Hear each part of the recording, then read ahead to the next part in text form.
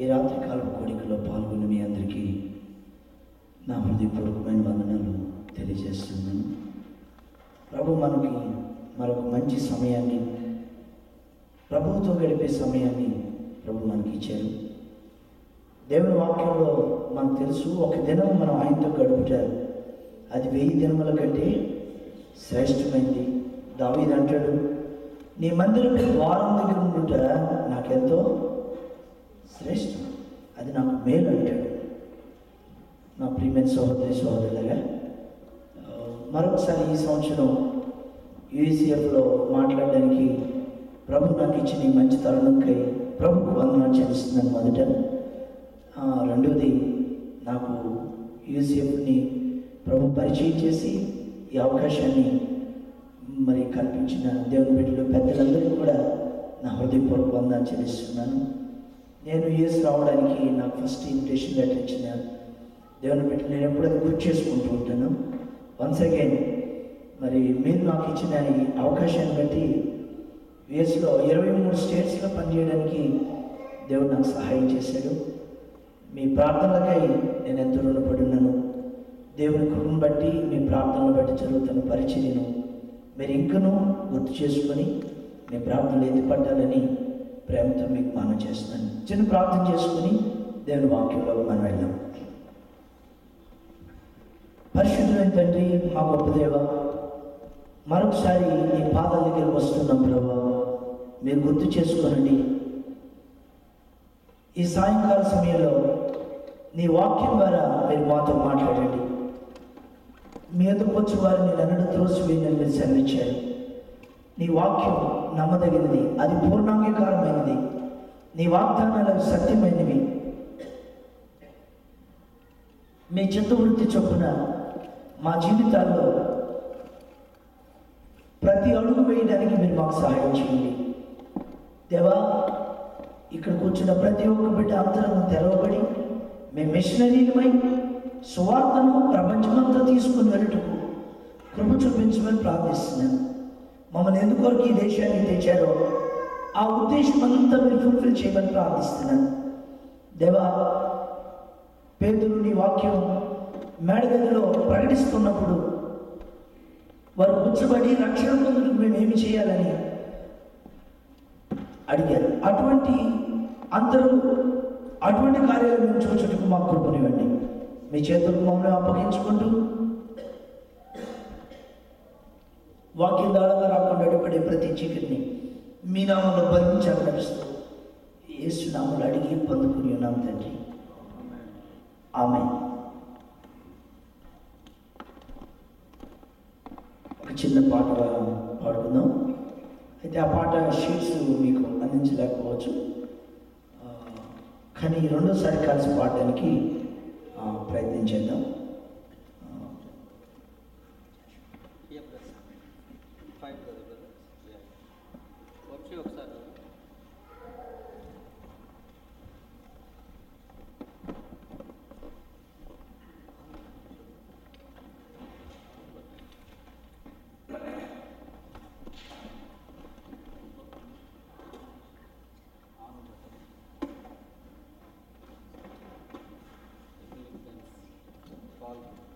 Paul Myla.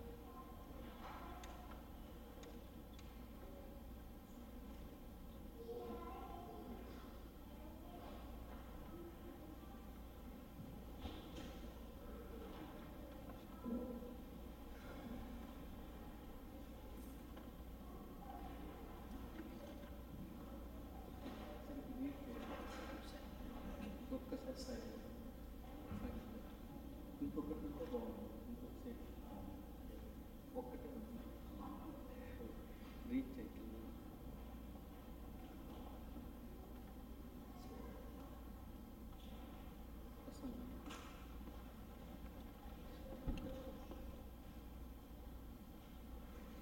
First పెట్టండి. First నా విశ్వాసం ఒకటి పెట్టండి.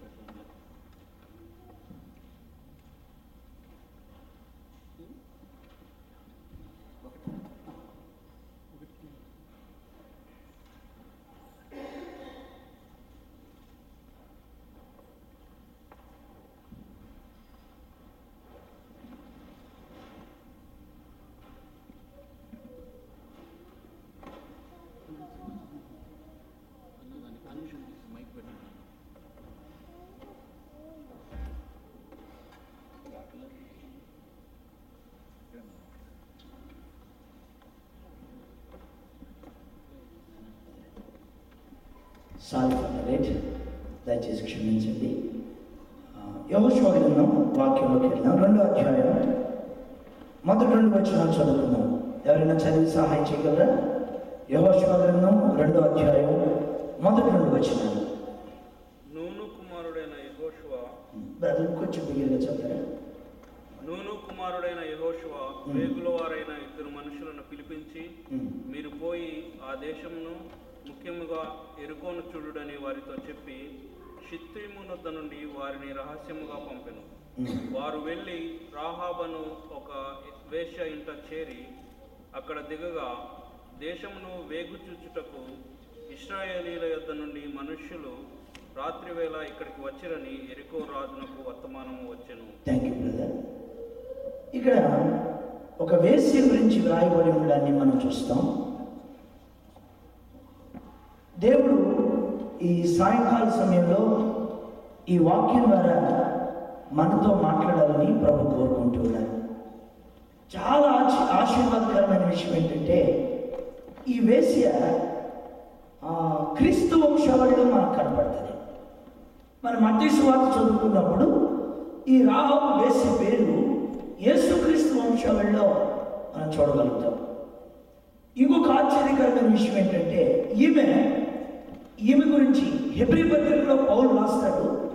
అలాగే యాకోబు పత్రికలో కూడా భక్తుడిని యాకోబు రాస్తాడు. అపోస్తలుడైన పౌలు హెబ్రీ రాసిన పత్రిక 11వ అధ్యాయం 31వ వాక్యం చదువుతున్నాం. 11:31. అమ్మా అమ్మ కొంచెం కలిపి చదవన్నా. రైట్. రాహాబను వేశ్య అని కలిపి చదవన్నా. రాహాబను వేశ్య వేగుల వారిని చాలమా. పాత నిబంధన గ్రంథంలో వేశ్య అనే పేరు గురించి మెన్షన్ చేయబడుతుంది. కొత్త నిబంధన గ్రంథంలో కూడా ఈ పేరు రాయబడినప్పుడు వేశ్య అనే పదం అక్కడ చేర్చబడుతుంది. యాకోబు పత్రిక 2వ అధ్యాయం 25వ వాక్యంలోకి మనం వెళ్దాం. యాకోబు పత్రిక 2వ అధ్యాయం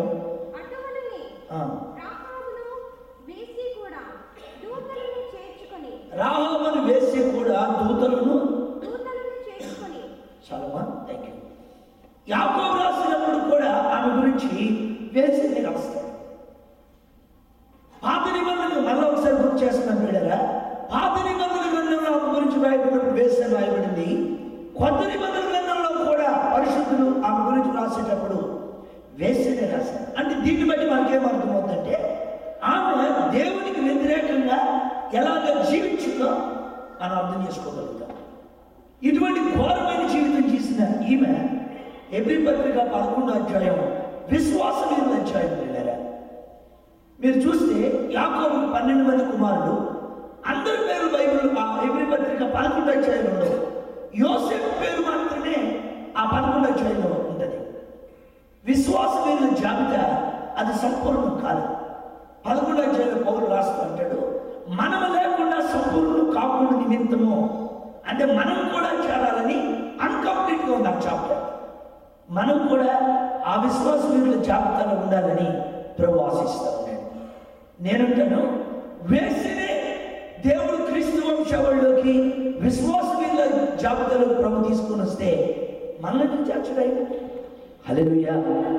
ఎవరినైనా యేసు రక్తం కడిగి మనల్ని పవిత్రులుగా చేస్తుంది.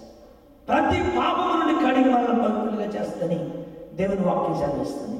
మరి నీ జీవితంలో నీ హృదయం మీద చేయించుకుని ప్రభు తన రక్తంలో కడిగాడని నువ్వు చెప్పగలవా? మరి వేసిన క్షమించినోడు నిన్నెందుకు క్షమించడు?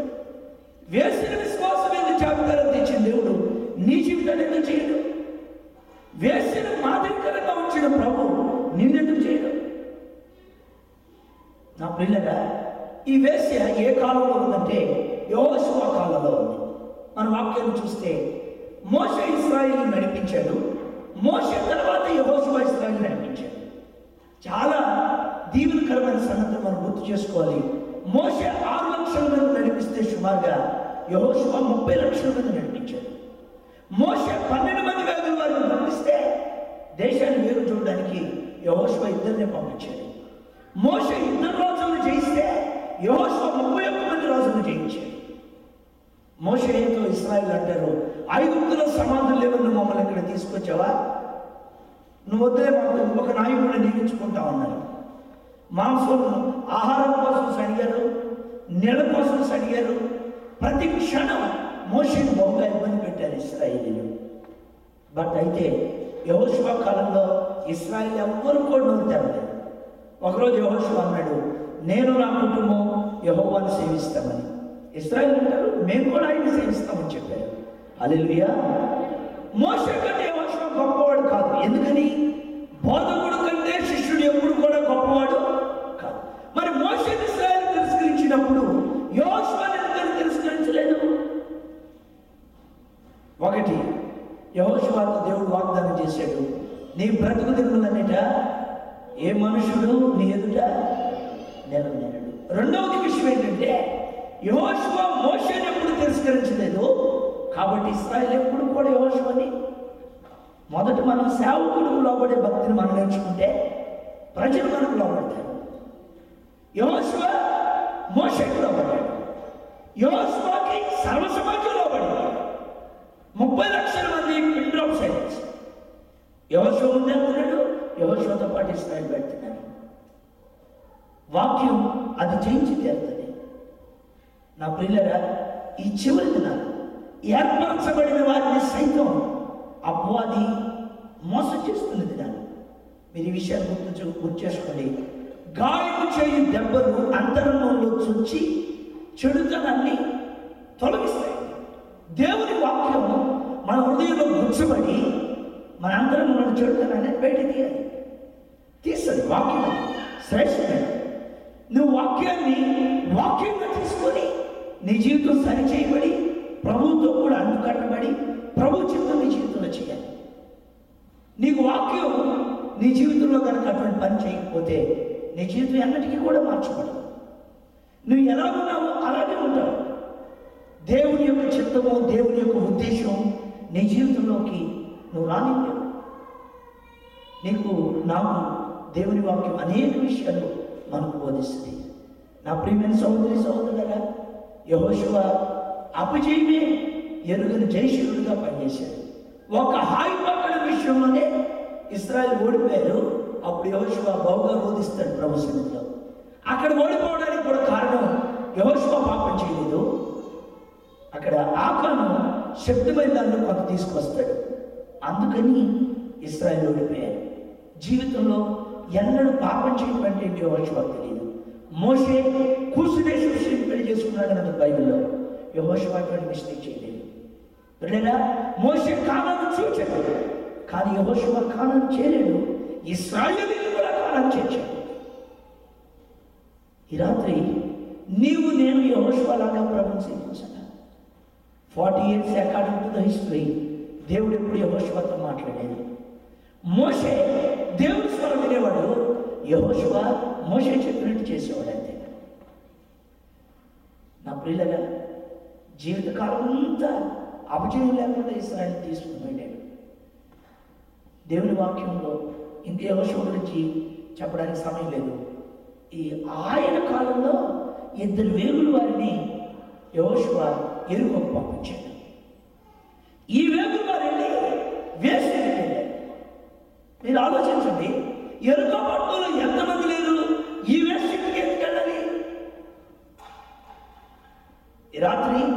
ఎంతమంది న్యూజెర్సీలో, న్యూయార్క్లో తెలుగు దేవుని బడి లేరు? మీరేందుకు రావాలి? మనమందరం ఈ రాత్రి ఇక్కడ ఉండడం గాడ్స్ ప్లాన్, దేవుని చిత్తంలో మనం ఉన్నాం. నమ్మినోడు చెయ్యెత్తి స్తోత్రం చెప్పండి. చెయ్యెత్తారు కానీ సౌండ్ రాకుండా ప్రాక్టీస్ చేసినట్టున్నారు. మిమ్మల్ని ఎవరు ఫోటోలు తీయరు, ఈ ఫోటోలు తీసే ఫోటోలు కాదు. ధైర్యంగా చెప్పొచ్చు లేదు. మరొకసారి చెప్తామా? మనం చిత్తంలో ఉన్నామండి. మేము ప్రభుని ఎరుగుని కుటుంబం నుంచి వచ్చాను. నేను ఏ కమ్యూనిటీ నుంచి వచ్చానో చెప్పడం నాకు ఇష్టం లేదు. ఎందుకంటే నా కులం నన్ను రక్షించలేదు, యేసు ప్రభు నన్ను రక్షించాడు. మొర్దెకై ఎస్తేరుతో చెప్తాడు, నీ జాతిని కానీ నీ వంశాన్ని కానీ నువ్వు ఎక్కడ చూపించు. మీరు ఎస్తేరు చదివినప్పుడు ఆ విషయాలు ఉంటాయి. కాబట్టి మనం రక్షించబడిన తర్వాత మన కులం పేరు ఇంకెక్కడ మెన్షన్ చేయాలి, దాన్ని బైబిల్ ఒప్పుకోదు. ఈ మధ్య నేను ఒక బ్రదర్ని అడిగాను, నీ పేరేంటి ఆయన అంటే ఏలియా రెడ్డి అన్నాడు. బైబిల్ చూస్తే ఏలియా అడిగాను, రెడ్డిగా లేడు. వాక్యం, దేవుని వాక్యమే. మనం ఏ విషయం ఒక మాట్లాడినప్పుడు, ఒకటి ఆలోచించినప్పుడు అది వాక్యానుసారంగా ఉన్నదా లేదా అంతే. మన జ్ఞానం, మన నాలెడ్జి పక్కన పెట్టాలి, దేవుని వాక్యం. అందుకే బైబిల్ యోహాను భక్తుడు రాస్తాడు, ఆయన చిత్తము చేయువాడు నిరంతరము తెలుస్తాడంటే. లోకము దాని గతించుకోండి. నువ్వు జ్ఞానం మీద సేవ కడితే కూలిపోద్ది, మోకాళ్ళ మీద వాక్యం మీద కడితే అది నిలబడదు. అది దేవుని చిత్తానుసారంగా ఫలభరితంగా మార్చబడుతుంది. మా అమ్మకి చదువు లేదు, మా తల్లికి చాలా కాలం పిల్లలు లేదు. కాబట్టి ఆ చెట్టుకి పుట్టలకి ఏది కనబడితే అది మొక్కటం చేస్తూ ఉంది. పాలు అమ్ముకునే ఆమె మా తల్లికి సువార్త చెప్పింది, అమ్మా నువ్వు యేసు ప్రభువుని నమ్ముకుంటే ఖచ్చితంగా ప్రభు నీ విశ్వాసాన్ని గనపరిచి బిడ్డలు ఇస్తాడని. ఆ మాట మా తల్లి తీసుకుంది. చాలా మందికి ఆ పాలు వస్తుంది, మా తల్లికి ఈ విషయం ఎందుకు చెప్పినట్టు? నేను ఒక విషయాన్ని నమ్ముతున్నాను, దేవుని చిత్తంలో మా తల్లికి ఆమె ద్వారా సువార్త అందటం దేవుని చిత్తం.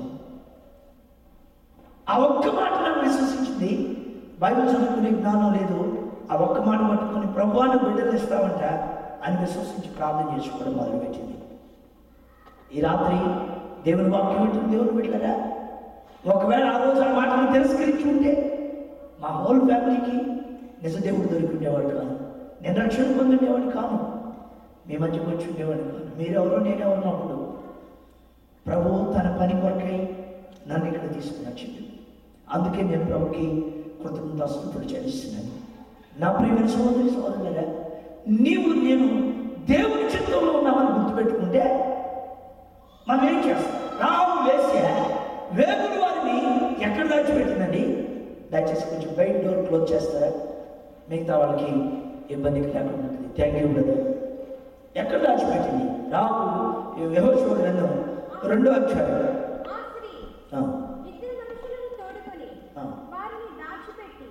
మనుషులు నా ఇంటికి వచ్చిన మాట నిజమే, వారెక్కడి నుండి వచ్చినో నేను ఎరుగను.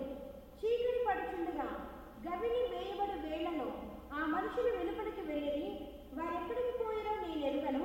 మీరు వారిని శీఘ్రంగా తరిమిన పట్టుకుందురు అని చెప్పి తన మిద్ది మీదకి ఆ ఇద్దరిని ఎక్కించి. చాలండి, ఎక్కడికి ఎక్కించింది వాళ్ళిద్దరిని? ఇన్ స్పిరిచువల్ సెన్స్ లో దాని మీనింగ్ ఏంటి? మిద్ది మీదకి ఎక్కించిందంటే ఆత్మీయంగా మనం అన్వయించుకుంటే దాని అర్థం ఏంటంటే అత్యున్నతంగా పెట్టింది. తన ప్రాణానికి తెగించి వారిని కాపాడుకుంది. రాజు మనుషులను పంపించాడు. ఒకవేళ రాజు దగ్గరికి వాళ్ళు దొరికితే ఈ వేగుల వారికి శిక్ష ఉంటుంది, రాహాబు వేసికి కూడా శిక్ష ఉంటుంది. అయితే పిల్లరా, తన ప్రాణానికి తెగించి సత్యాన్ని కాపాడుకుంది. దేవుడు నీకు ఇచ్చిన సత్యం నువ్వు ఎట్లా కాపాడుకున్నావు? నువ్వు వాక్యం వింటున్నావు, ఎక్కడ దాచుకున్నావు నువ్వు వాక్యాన్ని? ఒకసారి పరీక్షించుకున్నావు. లాస్ట్ సండే చెప్పిన వాక్యం ఏంటి అని మిమ్మల్ని అడిగితే వెంటనే మీ చెయ్యి ఇక్కడికి వెళ్తాను. ఏంటి బ్రదర్? నీకు లాస్ట్ సండే చెప్పిన వాక్యం గుర్తుండదు. మీరు చర్చికి వెళ్తారు సండే రెగ్యులర్గా, కానీ వాక్యం గుర్తుంటుందా? వాక్యం మీరు రాసుకుంటారా? అసలు ఈ రోజుల్లో బైబిల్ తీసుకుని మందిరానికి వెళ్ళడమే అరుదైపోయింది. ఎందుకంటే స్మార్ట్ ఫోన్స్ వచ్చినాయి, ఫోన్స్లో దేవుని వాక్యం మరి వాక్యం నువ్వు ఎక్కడ రాసుకుంటున్నావు? ఎక్కడ గుర్తుపెట్టుకుంటున్నావు? నువ్వు వీకంతా ప్రార్థన చేసుకునేటప్పుడు ఏమి ఎత్తిపెట్టి ప్రార్థనలో నువ్వు ప్రార్థన చేస్తావు? ఎంత దుఃఖకరమైన విషయం అండి. రావు వేశ్య తన దగ్గరకు వచ్చిన వేగుల వారిని మిద్ది మీద దాచుకుంది, ప్రాణానికి తెగించి కాపాడుకుంది. ఆ ఒక్క విషయమే ఆమె జీవితాన్ని అత్యున్నతంగా మార్చివేసింది. ఏదైనా దేవుని బిడ్డలు నోట నుంచి ఒక మాట వచ్చినా, దేవుడు ఒక విషయాన్ని మీ దగ్గర తీసుకుని వచ్చినా, దేవుడు వాక్యం ద్వారా నీతో మాట్లాడినా దాన్ని భద్రంగా కాపాడుకోవాలి. చాలా సంవత్సరాల క్రితం 95లో అనుకుంటున్నా గుర్తు ఉండి, నేను 92లో ప్రభుత్వం తెలుసుకున్నా, 96లో పరీక్షలకు వచ్చా. రక్షించబడిన తర్వాత నేను ఎప్పుడు ఖాళీగా ఉండడం నేను ఇష్టపడ్డాను. పరిచయం చేయాలా, సువార్త ప్రకటించాలనే భారం ఉండేది. నా స్నేహితుడు నాకు సువార్త చెప్పాడు, తద్వారా ప్రభు సమీపంగా రావడానికి ప్రభు నాకు సహాయం చేశాడు. నా పాపాలు ఒప్పుకున్నాను. ప్రభు నా పాపాలను క్షమించి తన చిత్తవృత్తి చొప్పున ఆయన నాతో మాట్లాడి తన కుమారుడుగా నన్ను స్వీకరించాడు. నాతో పాటు ఒక బ్రదర్ ఉండేవాడు. ఆయన నేను ఇద్దరు డిగ్రీ చదువుకుంటున్నాం. ఆయన తబలా కొడతాడు, నేను కంచెలు కొడతాను. ఒకరోజు సండే ఈవినింగ్ అన్నాను, బ్రదర్ ఈ సండే మనం ఇక్కడ ఊరు కూర్చోవడం కంటే ఎక్కడైనా గాస్పెల్ చెబుదాం వెళ్ళి అంటే, వెళ్దాం. వెళ్ళేటప్పుడు నేను నన్ను ఎవరైనా సేవకులు ఎవరైనా తెలుసా నీకు, ప్రార్థన చేయించుకుని వెళ్దాం అని చెప్పా బ్రదర్. ఆయన అన్నాడు, నాకు తెలియదు బ్రదర్, మీకెవరైనా తెలుసుంటే చెప్పండి అన్నాడు. నాకు కూడా సేవకులు ఎవరు తెలియదు. ఒక టీచర్గా పనిచేసే ఒక సిస్టర్ నాకు తెలుసు. ఆమె మాకంటే ఒక 10 years పెద్దవాళ్ళు ఉంటారు. నేను చెప్పాను, అక్క దగ్గరికి వెళ్ళి ప్రార్థన చేయించుకుందాం అంటే వెళ్దాం అన్నాడు.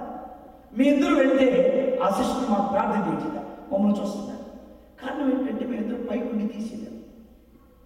ఆ సిస్టర్ ఏం చెప్పారంటే, బ్రదర్ వాక్యం చెప్పాలంటున్నారు, స్వార్థ సేవ చేయాలంటున్నారు, మంచిదే. మీరు గుండెలు తీసుకొని మీరు వెళ్ళి వాక్యం చెప్తే కూర్చున్న సొక్కా కూడా తీసుకుంటాడు.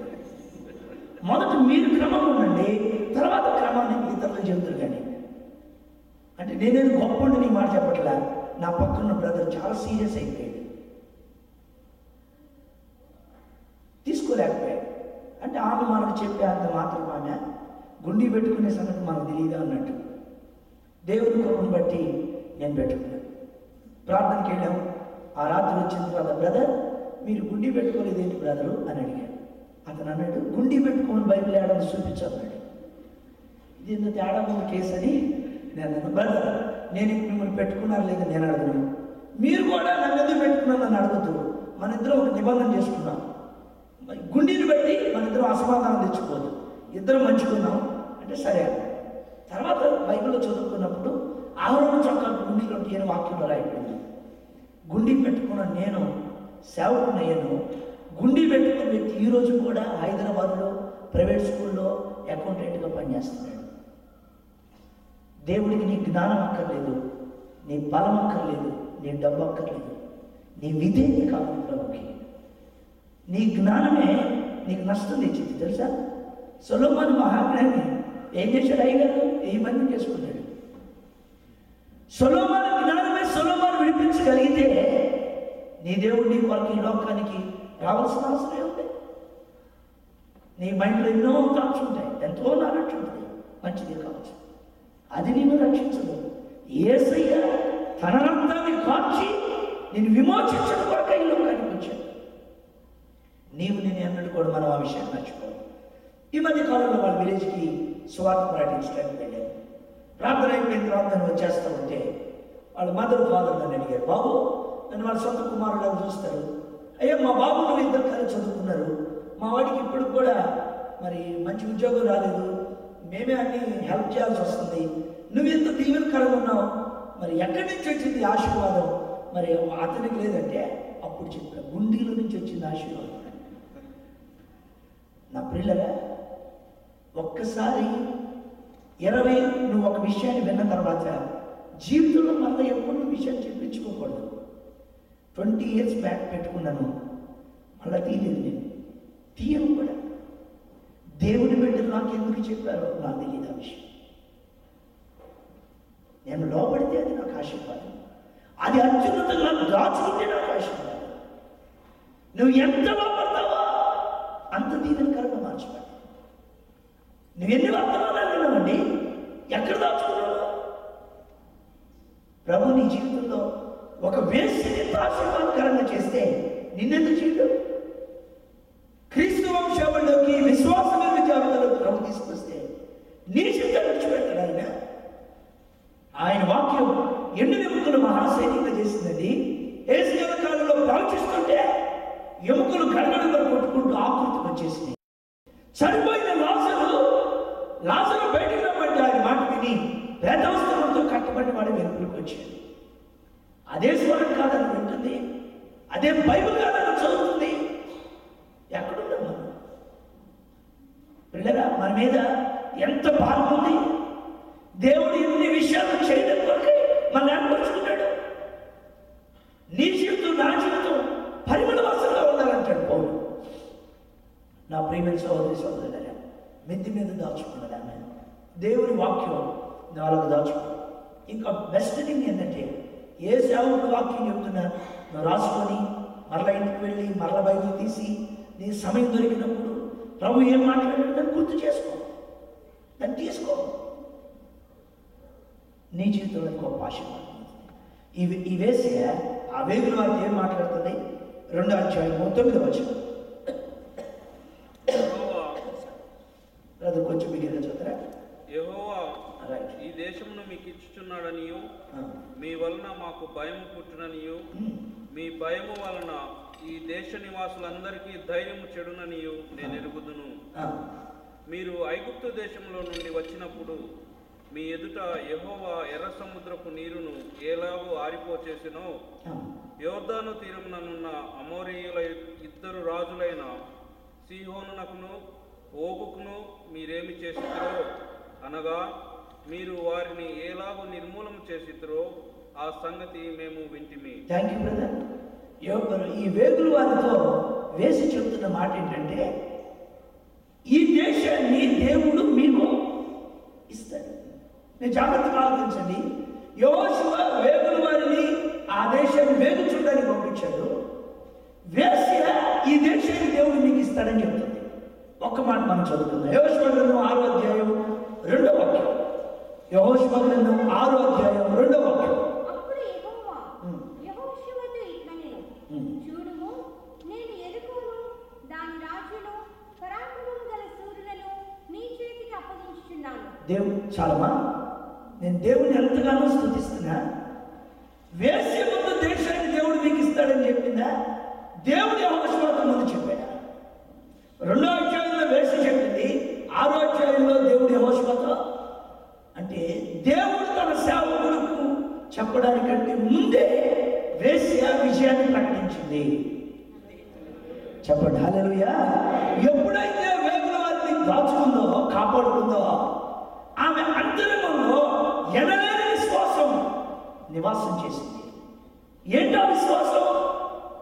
దేవుడు ఈ దేశాన్ని మీకు ఇస్తాడు. ఒక విషయం మీరు గుర్తు చేసుకోండి. ఇప్పుడు వేశ్యగా ఈ బ్రతుకుతుంది. వేగుల వారిని చేర్చుకున్న తర్వాత ఈ పాపాన్ని విడిచిపెడుతుంది. ఫస్ట్ ఈమెకి ఏమి డౌట్ కావాలి?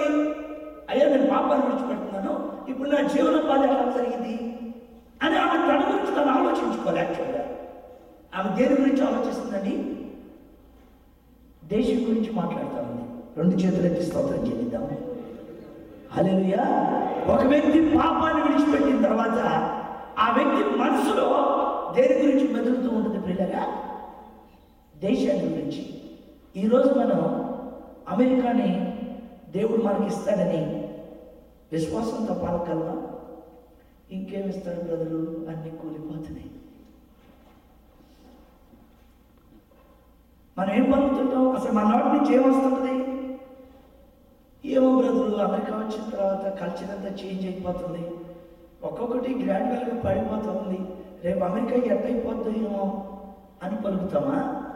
దేవుడు మనకు అమెరికాని ఇవ్వబోతున్నాడు అని పలుకుతామా? ఈరోజు మనం పలకవలసింది ఏంటో తెలుసా? మన తెలుగు వాళ్ళకి ప్రపంచాన్ని ప్రభు అప్పగిస్తాడంతే. నమ్మిన సోదరుని చెప్పండి. భారతీయులకి ప్రపంచమంతా ప్రభు సేవిస్తాడు. పిల్లలు మీరు చూడండి, మన దేశంలో చాలా గొప్ప పని జరుగుతుంది. చాలా గొప్ప పని. మనుషులు కనబడి ఊహించిన దానికంటే ఇంటర్నల్గా చాలా దేవుడు పని జరుగుతాం. ఎంతోమంది అన్యులు దేవుడు విశ్వసిస్తూ ఉన్నారు. పరిశుద్ధుడైన తోమ మన దేశంలో ప్రయాసపడ్డాడు. ఆయన నామంలో గొప్ప పని చేశాడు. ఆయన తన ప్రాణాన్ని గురించి రక్తం కార్చాడు. ఎక్కడ లేని కార్యాలు మన దేశంలో ఇప్పుడు మనం చూస్తూ ఉన్నాం. నేనైతే విశ్వాసంతో ప్రకటిస్తున్నాను, రాబోయే దినాల్లో మన దేశానికి ప్రభు ప్రపంచాన్ని అప్పగిస్తాడు. మన నుంచి మిషనరీలు ప్రపంచమంతా వెళ్ళి పనిచేస్తాయి. నీలో విశ్వాసం అంటే నువ్వేం ప్రకటిస్తావు? ఒక లెక్కల మాస్టర్ గారు అయ్యాడు. పగలేమా మాస్టర్ గారు, సాయంకాలమేమా మాస్టర్ గారు. ఆయన 5 రొట్టెల నుండి చిన్న చేపల మీద ప్రసంగం చేస్తున్నాడు. ఆయనకేం డౌట్ వచ్చిందంటే 5 5 25 5 2 10 5,000 మందికి అట్ట పెట్టి ఉంటాడు ఆయన. ఇదేంత లెక్కలు తప్పు, రేపు పొద్దున మళ్ళీ యాక్చువల్ బాగా రేపు వచ్చి చెప్తాను అన్నాడు. మీకు అర్థమైంది అనుకుంటున్నాను. నువ్వు మానవ సంబంధంగా క్యాలిక్యులేషన్ చేస్తే 5 రొట్టెలు 2 చిన్న చేపలు 5,000 మందికి సరిపో. బయట విశ్వాసంతో పలికే మాట్లాడుకుంటే దావీదు గొల్లియోతుతో అంటాడు, నిన్ను నా చేతికి ఈరోజు దేవుడు అప్పగిస్తాడు, నీ తల ఈరోజు తెగవేసేస్తానంటాడు. దావీదు చేతిలో కత్తుందా, వడిసెం రాయిందా? వడిసెం రాయితో తలకి దిగింది. నువ్వు తీసుకో, నువ్వు కూడా చర్చి బయటకు వెళ్ళి ఒక రాయి తీసుకొని ఇసిరే. నువ్వు ఇసిరైతే నీకే వచ్చి తగిలింది. అంత టాలెంటెడ్ పర్సన్. మరి రాయితో తలకి తగ్గుతుంది. That is right. అదే విశ్వాసం. అదృశ్యమైన దానిని నిదానించి చూడటమే. నీ పిల్లల విషయంలో నీ విశ్వాసం ఎక్కడ? నీ భార్య విషయంలో, నీ కుటుంబ విషయంలో, నీ ఆరోగ్య విషయంలో, పరిచయ విషయంలో, దేశ విషయంలో నీ ఫెయిత్ ఎక్కడ? యోబుడు, నా విమోచకుడు సజీవుడు, నేను ఆయన కన్నులారా చూస్తాను. అబ్రహాము అంటాడు, ఇస్సాకుతో దేవుడే చూసుకుంటాడు. ఇస్సాకు గొర్రె పిల్లేదు నాయన అని ఇస్సాకు అడిగితే దేవుడు చూసుకుంటాడు. మోరియా పర్వతం మీద బలి ఉందని అబ్రహాముతో దేవుడు చెప్పాడు. కానీ మోరియా పర్వతం మీద నేను చూసుకుంటాను దేవుడు అబ్రహాముతో. విశ్వాసంతో అబ్రహాము పలికాడు, విశ్వాసంతో వేసి పలికింది, విశ్వాసంతో దావీదు పలికాడు. నా పిల్లరా, నేను మిమ్మల్ని బాధ పెట్టాలని మాట చెప్పట్లేదు, కానీ వేశ్యకున్న విశ్వాసమైనా నీకు లేదా? ఏమండి, వేశ్యకున్న విశ్వాసమైనా నీకు లేదా? ఈ దేశాన్ని దేవుడు నీకు ఇస్తాడని ఆమె ప్రకటిస్తుంటే ఎక్కడున్నాం అనుకున్నాము? ఎక్కడున్నాము? పరీక్షించుకుందాం. ప్రభువా, వేశ్య విజయాన్ని ప్రకటిస్తుంది. వేగుల వారిని చేర్చుకున్న తర్వాత విశ్వాసం మీద అయిపోయిందన్న. నా ప్రియమైన సహోదరి సహోదరులారా, 6వ అధ్యాయంలో దేవుడు యెహోషువతో చెప్తున్నాడు, యెహోషువ చూడు, యెరికోను దాని ప్రాంతాలను నేను నీకు అప్పగించబోతున్నాను. దేవుడు తర్వాత చెప్పాడు, వేసే ముందు ప్రకటించింది. చాలా ఆశ్చర్యకరమైన విషయం. ఆమె తన జీవితం గురించి అడగలేదు కదా దేవుణ్ణి, కానీ దేవుడు ఏం చేశాడు? మత్తయి సువార్త 1వ అధ్యాయం 4-5 వచనం ఎవరైనా చూద్దారా? మత్తయి సువార్త 1వ అధ్యాయం. రైట్, అవును.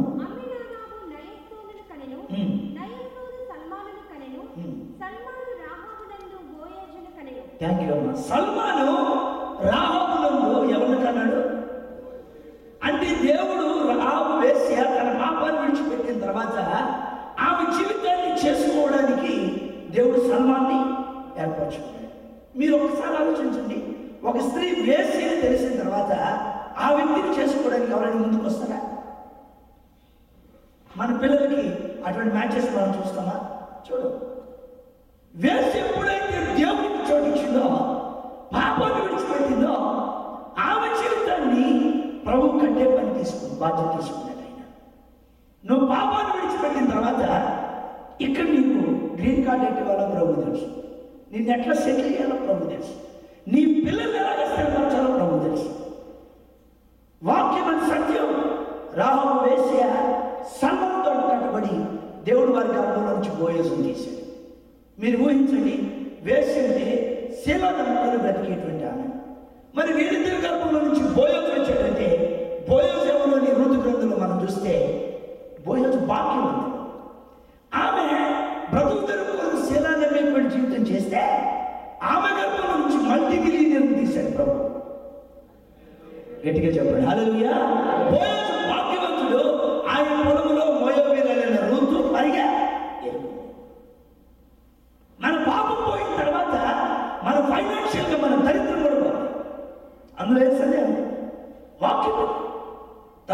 కుమారుడు తండ్రి దగ్గరికి వచ్చిన తర్వాత అతని దరిద్రం పోయిందా లేదా? నీ పాపం నీకు దారిద్ర్యం తీసుకుని వస్తుంది. ఫైనాన్షియల్గా కూడా అది నేను వెనక్కి తీసుకున్నాను. ప్రభు నీ కష్టార్జితాన్ని ఆస్వాదించబడాయి. రాహుల్ వేసినాము దేవుడు సల్మాన్ చేసుకోవడానికి, సల్మాన్ గర్భంలో నుంచి బోయస్ బయటికి రావడానికి ప్రభు కృప చూపించాడు. బోయస్ వృత్తం చేసుకుని ఓబేదు కన్నాడు. ఓబేదు నుంచి యెషై వచ్చాడు. యెషై నుంచి దావీదు వచ్చాడు. దావీదు నుంచి మన రక్షకుడు వచ్చాడు. పిల్లరా, మీరు ఆలోచించండి. దేవుడు ఆమె ఆర్థికమైన శాపాన్ని తొలగించాడు. అంతేకాదు ఆమె క్రీస్తు వంశావళం తెచ్చాడు. అంత మాత్రమే కాదు, ఆమె గర్భంలో నుంచి బోయసు చాలా పరిశుద్ధుడు. ఎంత పరిశుద్ధుడంటే మధ్యరాత్రి కటిక చీకటిలో కూడా పరిశుద్ధతను కాపాడుకున్నాడు ఆయన. ఋతు గ్రంథం 3వ అధ్యాయం 8వ వాక్యంలోకి వెళ్దామా? ఋతు గ్రంథం 3వ అధ్యాయం 8వ వాక్యం. అమ్మా, మధ్యరాత్రి యందు అతడు ఉలికిపడి తిరిగి చూచినప్పుడు ఒక స్త్రీ అతని కాలు యొద్ద పండుకొని ఉండెను. మీలో కొంతమందికి ఋతు గ్రంథం దొరకలేదు. మీకు దొరకదని కూడా నాకు తెలుసు. దొరకదని కూడా, ఎందుకంటే ఈరోజు ఋతు గ్రంథం దొరికింది. నువ్వు రెగ్యులర్గా బైబిల్ తీసేవాడు అయితే ఋతు గ్రంథం నీకు దొరికింది. నువ్వు ఇండెక్స్లోకి వెళ్ళద్దు. ప్రభు నీ కష్టాలు కార్తీక్షంగా నువ్వేం కష్టపడు. నువ్వు చెప్పేటప్పుడు వింటే చాలు. బైబిల్ దొరకని కాలం వచ్చినప్పుడు మీరు ఏం చేస్తారు పిల్లరా? వాక్యం కొదువైన కాలం వచ్చినప్పుడు మీరు ఏం చేస్తారు? ఇప్పుడు వాక్యాన్ని బాగా చదువుకోవాలి. మనం వాక్యాన్ని మన జ్ఞాపకాల్లో ఉంచుకోవాలి. రొమేనియాలో 14 సంవత్సరాలు రిచర్డ్ ఉర్మాన్ గారు సుమారుగా జైలు వేయబడ్డాడు. ఆయన బైబిల్ లేదు. ఆయన కంఠస్థం చేయబడినటువంటి వాక్యాన్ని స్మరణ తెచ్చుకొని ప్రార్థన చేసుకుంటారు. చాలామంది యూఎస్లో నాకు చెప్తా ఉంటారు, బ్రదర్ మా పిల్లలు కీర్తన గ్రంథమంతా చెప్పేస్తారు. చాలా హైలీ టాలెంటెడ్ పర్సన్స్. నేను అంటాను అటువంటి కీర్తన గ్రంథం మొదటి వచ్చిన చెప్పండి బ్రదర్ అంటే గుర్తురాట్లేదు అంటాడు. మీ పిల్లలు బాగా కంఠస్థం చేస్తున్నారా? మంచిది. ప్రభు మేము దీవించింది. మరి మీ సంగతి ఏంటండి? ఎవరి ఆత్మకు వారే పూజకర్తలు. నా ప్రియమైన సహోదరి సహోదరులారా, మధ్యరాత్రి యందు బోయసు కళ్ళలో పడుకున్నాడు. ఆయన కాళ్ళ దగ్గర ఋతు పడుకుంది. మీరు జాగ్రత్తగా ఉంటే బోయసు ఋతుతో పాపం చేయలేదు, ఋతు బోయసుతో పాపం చేయలేదు. నా ప్రియులారా, మధ్యరాత్రి బోయసు పరిశుద్ధతను కాపాడుకున్నాడు. రాబు వేసే గర్భంలో నుంచి పరిశుద్ధతను కాపాడుకోగలిగిన వాడిని ప్రభు తీశాడు. మన జీవితం ప్రభుకి ఇచ్చి మన పాప విషయమై మనం పశ్చాత్తాప పడితే దేవుడు మన జీవిత చరిత్రను ఎలాగ మార్చివేస్తాడండి. ఆయన అసలు ఊహించలేదు మనం. అది ఓ కళ. నా మటుకు నేను కొన్నిసార్లు చాలా సిగ్గుపడతాను. ఎందుకంటే ప్రభు నన్ను మా సొంత ప్రజల మధ్య పనిచేయమని చెప్పాడు. మా సొంత ప్రజల మధ్య పనిచేయటం వల్ల నాకు కొన్ని ప్లస్ ఉంటుంది, కొన్ని మైనస్ ఉంటుంది. నా పాత జీవితం అంతా వాళ్ళకి తెలుసు. నేను ఎలాగో జీవించాను అదంతా వాళ్ళకి తెలుసు. ఇప్పుడు వాళ్ళ ముందు వైట్ డ్రెస్ వేసుకొని బైబిల్ బోధిస్తుంటే ఎలా ఉంటుంది మీరు చెప్పండి. ఈ మధ్య రీసెంట్గా మన చర్చికి ఒక ఆమె వచ్చింది. ఆమె హస్బెండ్ కూడా వచ్చాడు. ఇద్దరు వచ్చారు. ముసుగేసుకుని, స్త్రీలు సహజంగా ముసుగేసుకుంటాం కదా, వేసుకొని మా పాస్టర్ గారు ప్రార్థన చేయండి, నన్ను గుర్తుపట్టారా? నేను గుర్తుపట్టలేదమ్మా అని ఆమె నా కొరకు ప్రార్థన చేశాను. ప్రార్థన అయిపోయింది. మళ్ళీ అడుగుతుంది, నన్ను గుర్తుపట్టారా? గుర్తుపట్టలేదమ్మా. నువ్వు ఇంటర్మీడియట్ చదువుకునేటప్పుడు నా మీద రాయేసి గుర్తుందని కాదు. అసలు నువ్వు ఇప్పుడు ఎందుకు వచ్చావు? నా బతుకు బస్ స్టాండ్ చేయాలని కాకపోతే నేను అమ్మాయి చుట్టాను, ఆమె హస్బెండ్ వైపు చూస్తాను. ఎందుకంటే భర్తకు పుట్టు రోషం మహాక్రోధం కలిగిందంట. అతను చాటు ఇచ్చిన బహుమానం కూడా అతని క్రోధాన్ని చాలా. ఆయన ఏమనుకుంటు నా మీద చాలా ఎత్తుంటాడు. ఒక్క గుద్దాడా నేను ఇంకా మళ్ళీ పైకి లేచే పరిస్థితి కాదు. అందుకని ఆయన చూస్తున్నా. ఆయన అంటాడు, నువ్వు పాస్ట్లో కాకుండా పంటలేవయ్యా అన్నాడు. బతికిపోయాను ప్రభు అనుకున్నాడు. నేను అన్నాను, ఎప్పుడు ఎందుకు వచ్చావమ్మా నువ్వు? నేను మర్చిపోయిన మాట రాస్తానే, ఆమె మీద రాయేసిన మాట కూడా వస్తుంది. ఆమె అబద్ధం చెప్పలేదు, సత్యం చెప్పింది. నేను అడిగాను, ఇప్పుడు ఎందుకు వచ్చారు మీరు? పాస్టర్ గారు మీ చేత ప్రార్థన చేయించుకున్నాను. చేశాను కదా, ఇంకేం అంటున్నా. ఎందుకంటే తొందరగా వెళ్ళకపోతే ఇంకేంటి బీ సైడ్ చెప్పింది అనుకో కలిసి. ఇప్పుడు ఏ సైడ్ చెప్పింది, ఇప్పుడు బీ సైడ్ కూడా తిప్పితే మా సంఘస్థులు నన్ను చూస్తే, అబ్బా మా పాస్టర్ గారు మామూలు కాదు, ఆరంభించుకునే వాడు కూడా నన్ను చూస్తాను. నేను సరే అమ్మ ప్రార్థన చేసేసాను కదా, నేను వెళ్ళనండి, మీ చెయ్యి నా తల మీద పెట్టి ప్రార్థన చేయమని. అప్పుడు అడిగినమ్మా, నువ్వే చెప్పావు కదా ఈ చేతితో రాయి వేశానని, మళ్ళీ ఈ చెయ్యి నీ తల మీద పెట్టడం ఎందుకో? అయ్యా నాకు క్యాన్సర్, మా ఇంటి పక్కన ఆమె ఇట్లా క్యాన్సర్ రోగిగా ఉంటే మందిరానికి వచ్చి ప్రార్థన చేయించుకుంటే తగ్గిందంట, కొంచెం చేయి పెట్టి ప్రార్థన చేయండి పాస్టర్ గారు అంది. ఆమె బలవంతంగా అడుగుతుంది కాబట్టి పెట్టక తప్పలేదు చెయ్యి తల మీద. ఆ చెయ్యి పెట్టేటప్పుడు నా హృదయం పడిపోయింది. ప్రభా, ఈ రాళ్ళు వేసే చేతిని మళ్ళా రోగుల మీద చేతులు కట్టి చేతులుగా చేశారేంటి? దేవా, నేను అరువును అసలు ఈ పనికి. నాకెక్కడుంది ఈ యోగ్యత? ఈ పరిశుద్ధమైన స్థలంలో నిలబడి పనిచేసి ఆ యోగ్యత నాకు ఎక్కడుంది? నాకు లేదు. వేసికి ఎంత గొప్ప కృపనిచ్చాడు. ఆమె గర్భంలో నుంచి పరిశుద్ధుడు తీశాడండి. ఆమె విశ్వాసాన్ని ప్రభు మాన చేశాడండి. ఆమె విశ్వాసం జాగ్రత్తలు తెచ్చాడు బిడ్డగా. ఆమె క్రీస్తు వంశం తీసుకొచ్చాడు. ఆమె కుటుంబంలో నుంచి మళ్ళీ వెళ్ళేందుకు తీశాడు. ఆయన నిన్నెందుకు చేయడం? నా జీవితంలో ప్రభు నన్ను అలాగ చేశాడు. పాపాన్ని నేను వెతుక్కొని వెళ్ళానండి. ఈ రోజు మీకు నేతి బాగు చేస్తున్నాను, నేను తెల్లబట్టలు వేస్తున్నాను. నాకు దౌర్భాగ్యుడు ఎవరు లేరు. నా జీవితాన్ని చూసుకున్నప్పుడు నాకు అసహ్యం వేసింది. 19 సంవత్సరాలు లోకంలో మురికిలో పొరలాడినటువంటి వ్యక్తిని ఈ పరిశుద్ధమైన పనికి నన్ను ఎట్లా పిలిచాడో నాకు తెలియదు. ఈ మెల్కిసెదెకు యాజకత్వం ప్రభు నాకు ఎట్లా అప్పగించాడో నాకు అర్థం కాదు. ఆయన కృపకై సదా నేను కృతజ్ఞతలు అనుకుంటాను. నా ప్రియులరా, నన్ను చేసిన దేవుడు ఆవేశం చేశాడు. ఆవేశం చేసిన దేవుడు నిన్ను కూడా చేయగలడు. నా ప్రియమైన సహోదరులారా, మరి దేవుడి కొరకు అర్పించుకుని అవివాహితులుగా పనిచేసే కృప ప్రభు నాకు ఇచ్చాడు. కేవలం ఆయన కృపని మాత్రమే నేను చెప్పగలను. మరీ గొప్పతనం ఏది లేదు. రాహాబు వేశ్య కుటుంబం గురించి ఆమె అడుగుతుంది. అయ్యా, నేను మిమ్మల్ని చేర్చుకున్నా. 2వ అధ్యాయం యెహోషువ 2వ అధ్యాయం 12వ వాక్యం.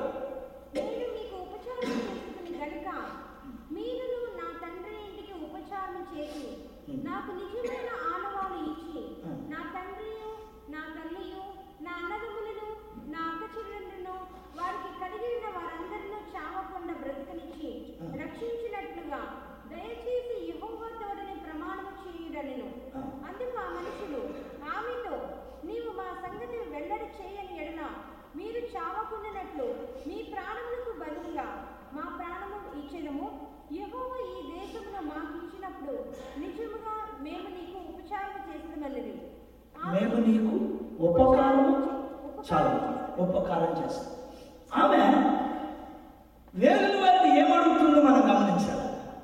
నా తండ్రి, నా తల్లి, నా అన్నదమ్ములు, నా అక్క చెల్లెళ్ళు, మరి వారి సంగతి ఏంటి? తన కుటుంబం కొరకైనా రక్షణ పొందని, తన కుటుంబ ప్రజల కొరకైనా భార్య వేసే హృదయాన్ని భక్షిస్తుంది. బైబిల్లో ఇటువంటి భారం కలిగిన ఉన్నారు, కానీ వాళ్ళ భారం నెరవేర్చబడాలి.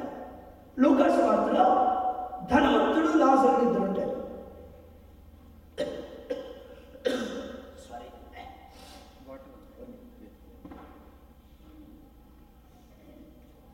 ధనవంతుడు, లాజరు అని ఇద్దరిని మనం చూస్తాం. వీళ్ళిద్దరూ ఒకే ఇంట్లో జీవించారు. ధనవంతుని ఇంట్లోనే లాజరు ఉండేవాడు. ధనవంతుని బల్ల మీద నుండి పడే రొట్టె ముక్కలు ఈ లాజరు తింటూ ఉండేవాడు. ధనవంతుని ఇంట్లోనే వ్యక్తి ఉన్నాడని బైబిల్ రాయబడింది. ధనవంతుడు చనిపోయాడు. అతడు ప్రతిరోజు సుఖపడుతుండేవాడని బైబిల్ చెప్తుంది. ఓదారంగు వస్త్రాలు ధరించుకునేవాడు. లాజరు కూడా చనిపోయాడు.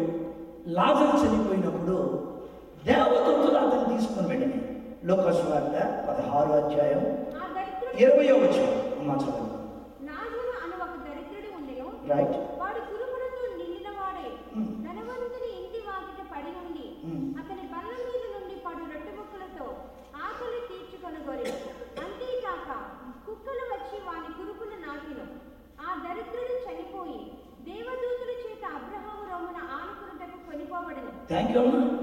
అతనికి ఇల్లు లేదు. మీ తలపైకి ఎత్తి జాగ్రత్తగా వినండి. సరైన ఆహారం ధనవంతుని బల్ల మీద నుండి పడు రొట్టె ముక్కలు తినేవాడు. ఒకవేళ ధనవంతుని బల్ల మీద నుంచి 6 రొట్టె ముక్కలు పడకపోతే అతనికి సమృద్ధి ఆహారం ఉండడానికి అవకాశం లేదు. మూడవది, కుక్కలు వచ్చే కురుపులు అతన్ని నాకుతుంది. అంటే అతనికి స్వస్థత కూడా దొరకదు.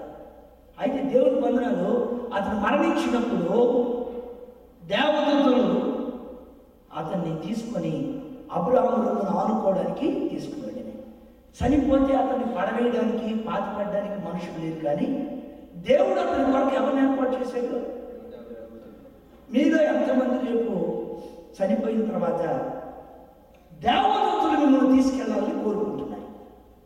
ఎంతమందికి ఆశ ఉందో చేయితే అవకాశం ఉంటే నేను కూడా రికమెండేషన్ చేస్తాను. ఏం చేయాలి? దేవదూతలు తీసుకెళ్ళడం మీకు ఇష్టం లేదా?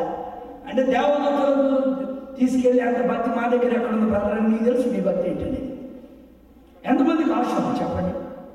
Thank you. కానీ నాకు దేవదూతలు తీసుకెళ్ళాలని నాకు ఆశ లేదు.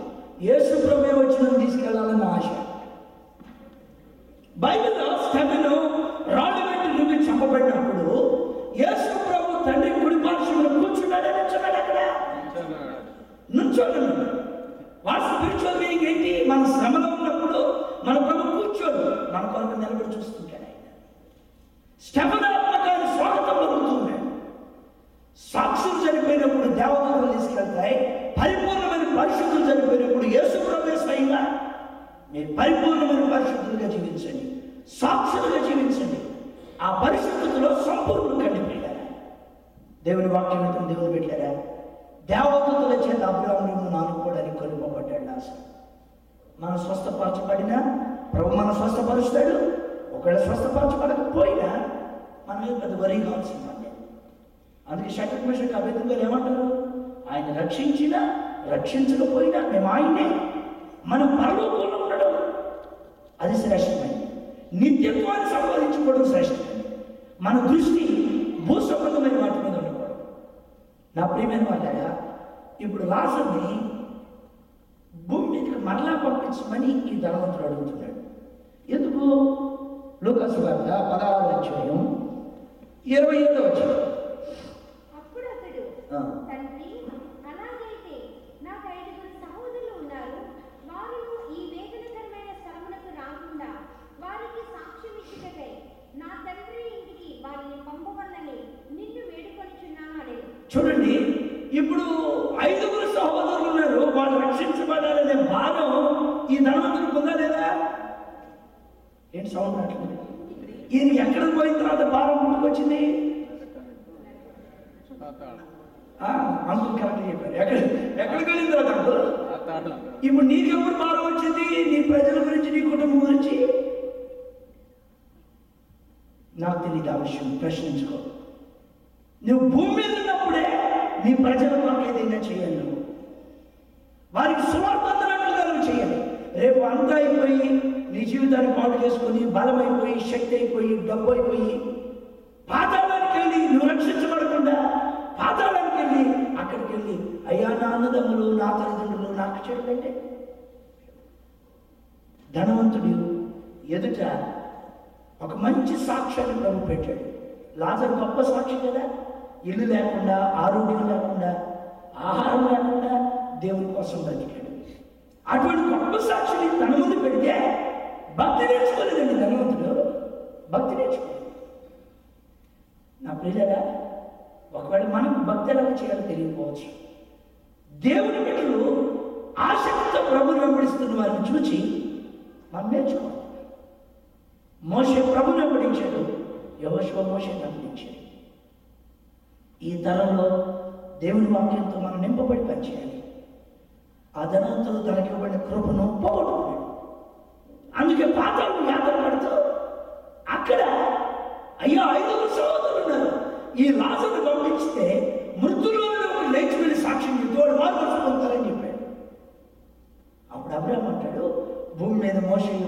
ఉన్నారు, వాళ్ళ మాట వినని వాడు మృతుల నుండి లేచినా కూడా వినరు, పంపించడానికి ఇక్కడి నుంచి వీలు పడదు అని చెప్పాడు. నీ ఆశలు అడి ఆశలు కాకూడదు. రేపెప్పుడు ఏదో చేయాలని నీ ఆశలు తల్లడిల్లిపోయి కృంగిపోకూడదు. ఒకే జీవితం పిల్లలు, మరలా ఈ త్రోవలో మనం రాము. ఏదైనా చేయగలిగింది ఉంటే ఇప్పుడే ఈ తరంలోనే ప్రభు మనకు సమయం ఇచ్చినప్పుడే మనం చేయాలి. ఒకవేళ నీకు ఇవ్వబడిన తరుణాలు కనుక ఎక్కడ కనుక నువ్వు పోగొట్టుకుంటే మరలా అవి నీకు దొరుకుతాయి అని గ్యారెంటీ ఏముంది? ఎలా చెప్పగలరు? ధనవంతుడికి లేవు. మీ ప్రాంతాల్లో, ఇండియాలో మీ ప్రాంత ప్రజల గురించి ఎప్పుడైనా మీరు ఆలోచించారా? దేవా, నా బంధువులు ఇంకా రక్షించబడింది, దేవా మా ప్రాంతం ఇంకా అట్లనే ఉండిపోయింది, నాకు విగ్రహారాధన స్థలాల గురించి చాలా భారం ఉంటుంది, దేవ షిరిడీలో ఎప్పుడు మేము పనిచేస్తాం, దేవ వారణాసిలో ఎప్పుడు పనిచేస్తాం. మీరు వారణాసిని తీసుకుంటే 16,000 మంది విధురాండ్రుల కంటే ఎక్కువ మంది ఉంటారు అక్కడ. ఇండియాలో ఎక్కడైనా ఉంటారు, ఏ సిటీలో తీసుకోండి, ఏ విలేజ్లో వెదరు. కానీ వారణాసిలో విధురాండ్రుల ప్రత్యేకత ఏంటి? ఎవరైనా చిన్న వయసులో వాళ్ళకి పెళ్ళి అవుతుంది. ఈ మధ్య రీసెంట్గా ఒక పాపని ఇంటర్వ్యూ చేశారు. ఆమె 14 సంవత్సరాలు అండి. 8 years అప్పుడు ఆమెకు మ్యారేజ్ అయింది. 14 సంవత్సరాలు చచ్చిపోయింది. ఆమె భర్త వయసు ఎంతో తెలుసా? ఆ భర్త చనిపోయినప్పుడు 60+ ఉన్నాయి. అంటే ఆయన 54, 55 ఆ ఏజ్లో పెళ్ళి ఉంటుంది. హిందూ పద్ధతి ప్రకారం, అక్కడ పద్ధతుల ప్రకారం భర్త చనిపోయిన తర్వాత మళ్ళీ పెళ్లి చేసుకోవాలి. అందుకని విధవరాలు మొక్కలు చూడడానికి పుట్టింటి వారి కీడంట, అత్తింటి వారు కూడా ఉదయకాలం చూస్తే కీడు. అందుకని విధవరాల గృహాలకు పంపించేస్తారు వాళ్ళని. ఆ విధవరాల గృహంలో భోజనం పెడతారు. మరి ఊరకే పెట్టరు కదా ఎవరు కూడా. ఈమె శీలాన్ని నమ్మి ఈమెతో వ్యభిచార పాపం చేయిస్తారు. తద్వారా వాళ్ళు మళ్ళీ సంపాదించుకుంటారు. పిల్లరా, 14 సంవత్సరాల పాప జీవితకాలం అంతా శీల నమ్ముకొని బతకటం, అది ఎంత కష్టం ఉంటుంది పిల్లరా. మనం ఈ ప్రాంతాల్లో దేవుడు పని చేయాలి. తిరుపతి, శబరిమలై, కాశీ, హరిద్వార్, ఋషికేశ్, అక్కడ మనం మందిరాలు కట్టగలిగితే ఎంత బాగుంది అనుకుంటాను నేను. హల్లెలూయా. అక్కడ ధూపం వేయగలిగినటువంటి ఒక ప్రజలు గుంపు రేపబడితే ఎంత బాగుంది అనుకుంటాను. నెహెమ్యా యెరూషలేము ప్రాకారాలు పడిపోయినప్పుడు, దాని గుమ్మాలు అగ్ని చేత కాల్చబడినప్పుడు ఆ విషయం విని కూర్చొని ఏడ్చాడండి కొన్ని దినాలు. ప్రభువా, వీటిని నేను ఎలాగ కట్టాలి, వీటిని ఎలాగ కట్టాలి? నీవు నీ ప్రజల గురించి నీకు అంత ఉందా? నీకు పాప భారం ఉన్నప్పుడు నీకు ఆత్మల భారం ఉండదు. నీకు ఆత్మల భారం ఉంటే నీకు పాప భారం ఉండదు. నా అన్నదమ్ములు, నా అక్క చెల్లెళ్ళు, మనం చదువుకునేటప్పుడు హై స్కూల్లో లేదా ఎలిమెంటరీ స్కూల్లో ప్రతిజ్ఞ చేస్తాం. భారతదేశము ఏంటి సౌండ్ రాట్లేదు, ఆగిపోయింది. నా మాతృభూమి. ఎస్, నెక్స్ట్ భారతీయులందరూ నీ సహోదరుడు. ఆ నెక్స్ట్ ఒక బ్యూటిఫుల్ వర్స్ ఉంటుంది, నేను భారతదేశాన్ని. ఆ మాట చెప్పాలంటే నేను నాకు అర్హత లేదు, నేను చెప్పలేను. నాలాంటి వాడు చెప్తే అది అబద్ధం అండి. నేను భారతదేశాన్ని ప్రేమిస్తే భారతదేశంలో ఉన్న ప్రతి గ్రామానికి దేవుడు వాక్యం తీసుకెళ్ళాలి. అదొకటే గుర్తుంది. తమిళ్లో పదం ఉంటుంది, 100 కోడి ఎంజనங்கள் 7 లక్షల గ్రామంలో యేసుని కొనవెండు అంటాడు భక్తుడు. అంటే 100, ఆ పాట రాసినప్పుడు 100 కోట్ల ప్రజలు, 100 కోట్ల ప్రజలు 7 లక్షల గ్రామాల్లో యేసుని చూడాలి. నా పిల్లరా, నువ్వు భారతదేశాన్ని ప్రేమిస్తున్నావా? నీ దేశం కోసం నువ్వు నేనేం చేశాను? నేను చెప్పాలి, నేనైతే చేసింది చాలా తక్కువ. ఇండియాలో ఒక 11 రాష్ట్రాల్లో పనిచేస్తున్నాను, కానీ దేవుడు ఆశించిన పని అయితే కాదు. కూరకు పనిచేస్తున్నామని వారికి డబ్బా మోగించుకుంటున్నామంటే. వాస్తవం చెప్పాలంటే అండి, ఏం చేస్తున్నాం? అసలు మా సేవలో కష్టమే ఉందండి. ఇస్త్రీ బట్ట కూడా నలగటండి.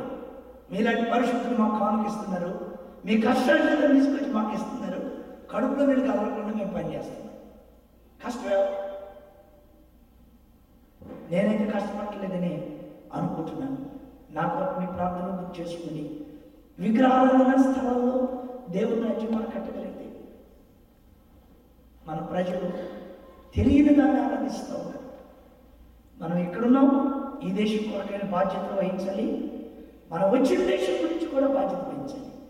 చేయగలిగిందంతా చేయాలి. రాపు వేసేయాలి. ఆమె ఎదుట ఇవ్వబడిన తరుణాన్ని చక్కగా ఉపయోగించుకుంది. నాన్నదమ్ముడు నా తల్లిదండ్రులని వారిని అడిగింది. వాళ్ళు ఎవరిని దార కట్టుకోమని చెప్పారు. ఇశ్రాయేలు ఎరుకో పట్టణం దగ్గరికి వచ్చినప్పుడు ఆనవాళ్ళను బట్టి ఆమెను కుటుంబాన్ని యెహోషువ బయటికి తీసుకుని వచ్చాడు. మై డియర్ ఫ్రెండ్స్, దేవుడు ఆమె జీవితాన్ని కట్టాడు. ఆమె కుటుంబానికి ఆమె ఆశీర్వాదకరంగా ఉంది. ఒక విశ్వాసం ఒప్పుకోలు చేసింది. దేవుడి దేశాన్ని మీకు ఇస్తాడని. ఎన్నడూ దేవుడు ఆమెతో మాట్లాడలేదు. ఆమె ప్రార్థన చేయడం తెలియదు. ఆమెకు ధర్మశాస్త్రం కూడా ఆమె తెలియడానికి అవకాశం లేదు. వేసిగా బ్రతుకుతున్నాను కదా. ఆమె వ్యభిచారంలో పట్టబడిన స్త్రీని మోషే ధర్మశాస్త్రం ప్రకారం రాళ్ళు పెట్టి రువి చంపుతారు. ఇటువంటి ఆమె బయటకు వచ్చి వాక్యం ఏమిటిది? ఎంత విశ్వాసంతో ఆమె జీవితాన్ని నింపబడిపోయింది. ఆమె కాలంలో సేవకు లేదు. ఆమె వాక్యం ప్రకటించడం లేదు. ఆమె మందిరానికి వెళ్ళినటువంటి అనుభవేనే ఏమీ లేని కాలంలో అంత విశ్వాసంతో దేశాన్ని జయించగలిగితే విశ్వాసంతో ఈరోజు మనం ఇంకెంత పని చేయొచ్చు. పౌలు కాలంలో ఇన్ని ఫెసిలిటీస్ లేవు ప్రియులరా. ఇప్పుడు చాలా ఉంది. మన ధనం దేవుని రాజ్యం కొరకు ఖర్చు పెట్టండి. నమ్మకమైన పని చేయటకై మన బలం ఉపయోగించాలి. దేవుడు మనకు ఇచ్చింది ఏదైనా అది ప్రభుత్వం చేయటంకి ఉపయోగించాలి. నేను ముగించబోతూ మీకు ఈ మాట గుర్తు చేస్తున్నాను. మరలా యుక్తులు మరలా చెప్తున్నాను. మీ ధనం కానీ మీ బలం కానీ వృధా కాకూడదు. లాస్ట్ మేలో నేను శ్రీలంకలో ఉండడానికి ప్రభు నాకు సహాయం చేశాడు. నాకు జాఫ్రాలో పనిచేయాలని చాలా ఆశ. ఎందుకంటే ప్రభాకరన్ పుట్టిన ప్రదేశాల్లో ఆయన ఎక్కడైతే ఎల్టీటీని స్టార్ట్ చేశాడో ఆ ప్రాంతాల్లో కలిసి వార్త ప్రకటించాలని నాకు చాలా ఆశ. ప్రభు చిరకాల వాంఛను ఈ దినాల్లో ప్రభు తీర్చాడు. కాళ్ళు లేని కళ్ళు లేని ఒక చెయ్యుండకు చేయలేని వాళ్ళని నా కళ్ళతో చూచి రోధించడం తప్ప ఏం చేయలేకపోయాను. ఇంట్లో తమ్ముడు, అన్న, భర్త, తండ్రి మొత్తం చనిపోయారు.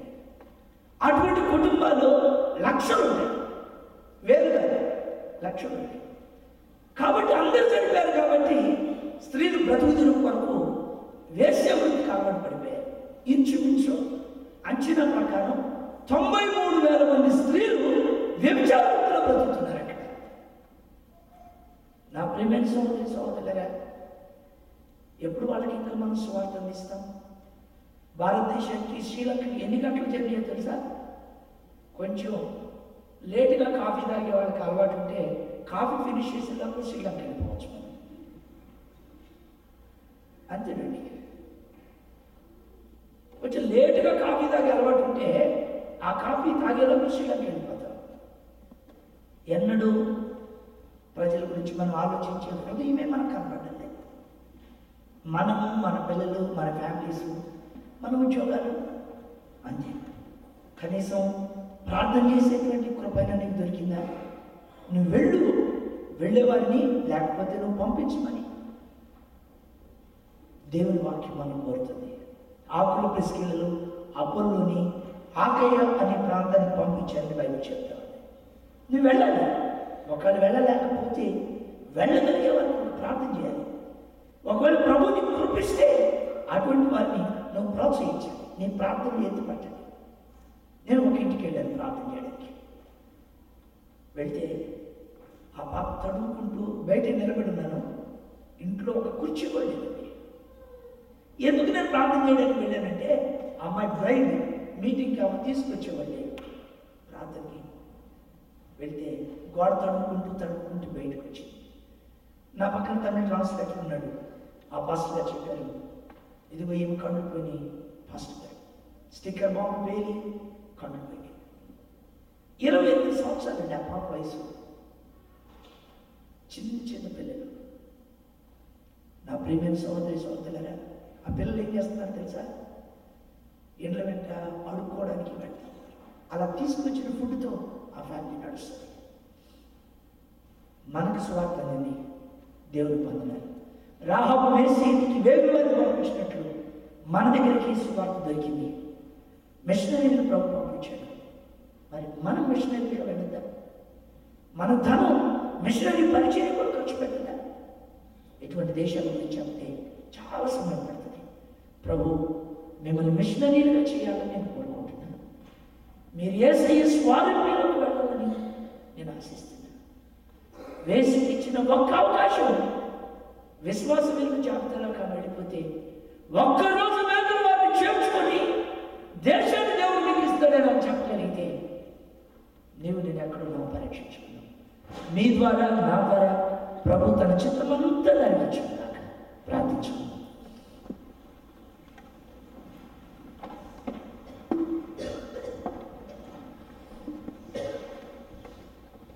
మహాపరిశుద్ధుడైన మా తండ్రి, ప్రేమాస్వరూపి, మీ సన్నిధిలో ప్రార్థన చేయడానికి మాకు దొరికిన భాగ్యంగా మీకు వందనాలు. వేసికి ఒక్క అవకాశం దొరికితే ఆమె క్రీస్తు వంశంలోకి వచ్చింది. ప్రభు వేరు వారిని మిద్ది మీద దాచుకున్నారు. మా జీవితాల్లో ప్రభు మీరు మాకు ఇచ్చిన సత్యాన్ని మనకు దాచుకోలేకపోయాం. దేవా, వాక్యం కరువు ఏ కాలం రాబోతుందని నీ వాక్యాలను చదువుతున్నాం. అది రాకమునిపే మాకు ఇవ్వబడిన ధర్మాలను ఉపయోగించుకుని వారికి మమ్మల్ని చేయండి. దేవ, మరలా మేము ఈ త్రోవలో మా బలం మా సమయం తరిగిపోకమునిపే, మా యవన కాలం హరించిపోయిపోకమునిపే చేయగలిగినంత చేయడం మాకు కృపనివ్వండి. ఈ దేశాన్ని మీకు ఇస్తారని వేసి ప్రకటించింది ప్రభు. మేము ప్రకటిస్తున్నాం. అమెరికాను మీరు స్వార్థతో నింపుతారు. అమెరికాను మీరు మాకు ఇస్తారు. అమెరికాలో మళ్ళా ఆన్లైన్ పరిస్థితి ప్రభు ఉపవాస ప్రార్థన జరుగుతాయి. మళ్ళా సెనెట్లో ప్రార్థనతో నింపుతారు. మీరు నేను విశ్వాసంతో ప్రార్థిస్తున్నాం. కూలిపోతున్న అమెరికాను మళ్ళా నిలబెట్టగలరు ప్రభు. దేవాన్ని నిలబెట్టగలరు. నార్త్ కొరియాను మీరు మాకు ఇవ్వగలరు. సౌత్ అమెరికాను మీరు మాకు ఇవ్వగలరు. ఆస్ట్రేలియా ఖండాన్ని మీరు మాకు ఇవ్వగలరు. ప్రభు, ప్రపంచమంతా తెలుగు వారికి అప్పగించగలరు. ఆంధ్ర నుంచి మిషనరీలు ప్రపంచమంతా వెళ్ళినట్లుగా మేము దీవిస్తున్నాం. ఈ రాత్రి కాలం వినామా మా పిల్లలు మీరు మిషనరీలుగా చేయండి. ఈ రాత్రి గుడిలో పాల్గొనే వారిని మిషనరీలుగా చేయండి. ఆత్మల భారంతో మీరు నింపండి. మొరపెట్టేటువంటి కృపలను తీసుకురండి. మీ చేతులు మమ్మల్ని అప్పగించుకుంటూ బలహీన స్వస్థపరచమని పొందమని యేసు నామములో అడిగి పొందుకొని తండ్రి, ఆమేన్.